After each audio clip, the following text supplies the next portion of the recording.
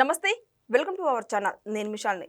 గత సార్వత్రిక ఎన్నికల్లో వైనాట్ 175 అన్నారు. మేమే గెలుస్తాం, మేమే వస్తామని వైసీపీ నేతలు ప్రచారం చేసుకున్నారు. ఇప్పుడు మళ్ళీ నెక్స్ట్ 2029లో మేమే అధికారంలోకి వస్తాం, మేమే గెలుస్తాం అంటున్నారు. ఇది అసలు ఏపీ ప్రజలు నమ్మశక్యంగా ఉన్నారా? అసలు ప్రజల నుంచి ఏ విధంగా స్పందన రాబోతుంది? ఇలాంటి అంశాలను చర్చించే ముందు స్టూడియోలో ఉన్నారు senior journalist doctor Kanakadurga Vadlamani గారు ఉన్నారు. వారిని అడిగి తెలుసుకునే ప్రయత్నం చేద్దాం. నమస్కారం మేడం. నమస్తే అండి. మేడం, గతంలో మనం చూసాం వైనాట్ 175 అన్నారు. వచ్చారా? రాలేదు. మళ్ళా నెక్స్ట్ వచ్చి అధికారంలోకి వచ్చేళ్ళకి 200 సీట్లతో మేమే వస్తామని అంటున్నారు. ఇది ఎంతవరకు వాస్తవం మేడం? అంటే మొన్న మీరు అన్నట్టుగా ఫస్ట్ ఎన్నికల్లో వాళ్ళు అంటే 5 అంశాలు వాళ్ళు గెలవడానికి వాళ్ళకి దోహదం చేశాయి. 1 బాబయ్య హత్య, 2 నారాసుర రక్త చరిత్ర, 3 షర్మిల పాదయాత్ర, 4 సునీత, 5 తల్లి విజయమ్మ ఒక్క ఛాన్సు. ఇలాగా ఈ 5 అంశాలతో ఆయన వచ్చాడు. అయితే 2024కి వచ్చేసరికి ఆయన ఓడిపోవటం జరిగింది. వై నాట్ 175 అని 11 సీట్లకు పడిపోయారు. అయితే మళ్ళీ లాస్ట్కి వచ్చేసి మీకు గుర్తుంటే కనుక అయితే ఎలక్షన్ కొద్దిగా ముందు 151 కంటే కొంచెం ఎక్కువే వస్తాయి అన్నారు. మళ్ళీ 175 నుంచి దిగారు. అయితే ఇప్పుడు నిన్న సజ్జల ఈయనది నిన్న బర్త్డే అయింది కదా జగన్మోహన్ రెడ్డిది. ఆ సందర్భంగా ఆయన తాడేపల్లి కార్యాలయంలో బర్త్డే వేడుకలు చేసుకునే సందర్భంలో మాట్లాడాడు. ఆయన మాట్లాడి అంటే మొత్తం అందరికంటే కూడా మీరు తల ఎగరేసి చెప్పుకోగలిగే నాయకుడు ఎవరన్నా ఉన్నారంటే రాజకీయ నాయకుడు అది జగన్మోహన్ రెడ్డి అని చెప్తూ, మనం ఇప్పుడు వచ్చే ఎన్నికల్లో డీలిమిటేషన్ కనుక జరిగితే అంటే నియోజకవర్గాల పెంపు కనుక జరిగితే 225కి 200 వస్తాయి మనకి అన్నారు. అంటే అప్పుడు 175కి 151, ఇప్పుడు 225కి 200 వస్తాయి అని అన్నారు. అంటే 200 వస్తాయి అని మళ్ళా ఏమన్నాడు, ఒకవేళ డీలిమిటేషన్ లేకపోతే 175కి మనం 151 కంటే కొంచెం ఎక్కువే వస్తాయి అని. ఎందుకు వై నాట్ 175 అని అనట్లేదు వీళ్ళు? అనాలి కదా. ఇప్పుడు నిజంగా జగన్మోహన్ రెడ్డి అన్ని పథకాలు ఇచ్చేసి అన్నీ ఆయనే చేసేసాడు అభివృద్ధి అనుకుందాం. ఇప్పుడు నేను ఏమంటున్నాడు ఆయన, యాక్చువల్గా జగన్మోహన్ రెడ్డి పరిపాలనలో రాష్ట్రం 15-20 సంవత్సరాలు ముందుకు వెళ్ళిపోయిందిట అభివృద్ధిలో. ఇప్పుడు మళ్ళా ఈ 200 సీట్లతోటి వస్తే కనుక అయితే ఒక 50 సంవత్సరాలు ముందుకు తీసుకెళ్తారట వాళ్ళు. అది ఎట్లా నమ్మాలి మనం? మరి మీరు ఒకవేళ నిజంగా 15-20 సంవత్సరాలు ముందుకు తీసుకెళ్ళి మీరు చాలా అభివృద్ధి పనులు చేశారు, మీరు ఎన్నో ప్రాజెక్ట్స్ తీసుకొచ్చారు అనుకుందాం, మీరు ఐటీ చాలా చేసేసారు అయి ఉంటే మరి మీకు ఎందుకు 11 సీట్లే వచ్చాయి? అవును. మరి ప్రజలు మీకు వై నాట్ 175 అన్నప్పుడు ఎస్ జగన్మోహన్ రెడ్డి గారు మీరే మా నాయకుడు 175కి 175 ఇస్తామని ఎందుకు ఇవ్వలేదు? కాబట్టి అంటే సజ్జల ఇంకా భ్రమలో పెడుతున్నాడు జగన్మోహన్ రెడ్డిని. ఇక్కడ చూసారా మీరు, ఇక్కడ కల్వకుంట్ల చంద్రశేఖరరావు బయటకు వచ్చి చంద్రబాబు చంద్రబాబు చంద్రబాబు జపం చేస్తాడు. మన జగన్మోహన్ రెడ్డి కూడా చంద్రబాబు చంద్రబాబు చంద్రబాబు, లేదంటే లోకేష్ లోకేష్ లోకేష్, లేకపోతే పవన్ కళ్యాణ్ పవన్ కళ్యాణ్ పవన్ కళ్యాణ్.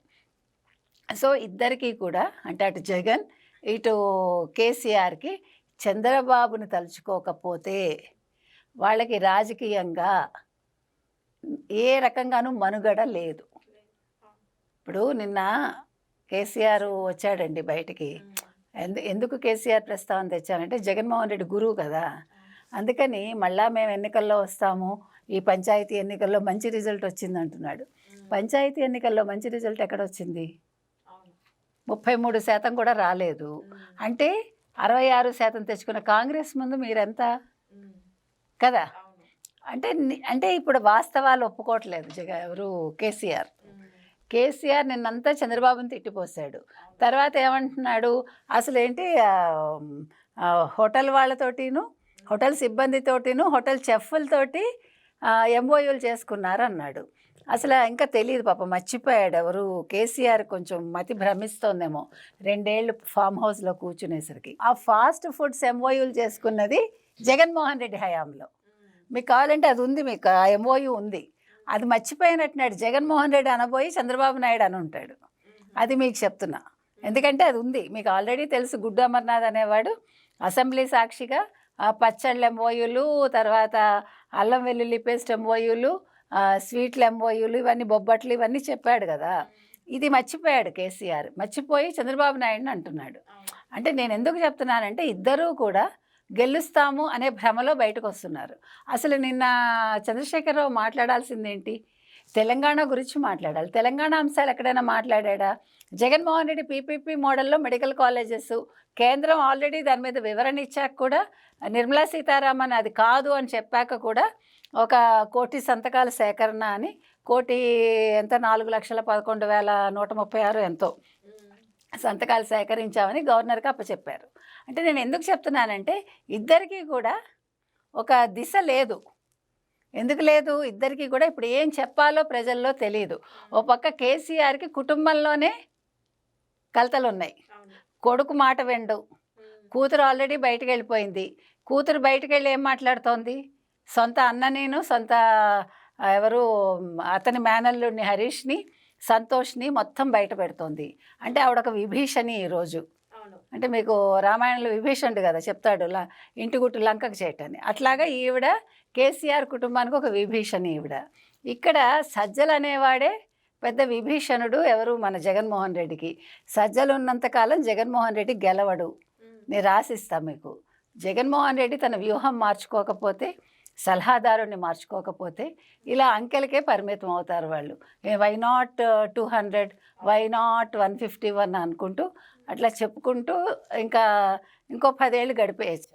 మేడం, నిన్న జగన్మోహన్ రెడ్డి గారు పుట్టినరోజు అయితే, పుట్టినరోజు సందర్భంలో ఫ్లెక్సీల మీద ఇప్పుడు కేసీఆర్ ఫోటో ఉంది. ఇప్పుడు అది సోషల్ మీడియాలో అంతా కలకాలం రేపుతుంది. ఎందుకు వాళ్ళ ఫోటోలు వేసారంటే ఏం చెప్తారు మేడం? భలే వాళ్ళేనండి. అన్నీ ఒకే గుట్టి పక్షులు ఒక చోటకి చేరతాయని, ఓడిపోయిన వాళ్ళందరూ ఒక చోటకి చేరతారు. అంటే ఒకే రకమైన ఆలోచన విధానం ఉన్నవాళ్ళు. ఇంకొక విషయం, నిన్న అసలు చాలా దారుణమైన విషయం ఏంటంటే, ఒక విషయంలో మీరు సజ్జల్ని మెచ్చుకోవాలి. నిన్న సజ్జల ఏం చెప్పారంటే, ఇప్పుడు వీళ్ళందరూ కూడా ఈ బర్త్డే సెలబ్రేషన్స్ చాలా విపరీతంగా చేశారు. ఏది? జగన్మోహన్ రెడ్డిది. చేసినప్పుడు డబ్బులు వసూలు చేశారు. ఆ విషయాన్ని మాత్రం ఖండించాడు సజ్జల. అయితే ఇంకొక విషయం ఖండించాల్సింది ఏంటంటే, ఇప్పుడు జగన్మోహన్ రెడ్డి బర్త్డే సందర్భంగా ఫ్లెక్సీలు పట్టుకుని వీళ్ళు అదేంటి వేట కొడవాళ్ళతోటి గొర్రె పొట్టేళ్ళని తలలు నరికి ఆ రక్తంతో వాళ్ళు అభిషేకం చేశారు. అది మాత్రం చాలా దారుణం. అంటే ఇది నేను ఎందుకు పర్టికులర్గా చెప్తున్నానంటే, వీళ్ళు ఈవెన్ శబరిమల వెళ్ళినప్పుడు కూడా రప్ప అంటూ ఫ్లెక్సీలు పట్టుకుని వెళ్ళారు. అయితే నిన్న కూడా జగన్మోహన్ రెడ్డి బర్త్డేకి వాళ్ళు ఫ్లెక్సీ పట్టుకుని శబరిమల వెళ్ళారు. ఇంకొక విషయం ఏంటంటే, ఈ రప్ప అనేది ఇవాళ గొర్రె పొట్టేళ్లకు మేము పరిమితం చేశాము, మేము అధికారంలోకి వస్తే మనుషులు తలలు నరుకుతాము అన్నదానికి ఒక సంకేతంగా తీసుకోవాలి. కాబట్టి దీన్ని ఇమీడియట్గా ఖండించాల్సింది సజ్జల రామకృష్ణారెడ్డి అండ్ జగన్మోహన్ రెడ్డి. ఎందుకంటే మీకు పిచ్చి పీక్స్కి వెళ్ళకూడదని, మీకు అభిమానం ఉంటే ఉండొచ్చు, అభిమానం వెరితలలు వేయకూడదు.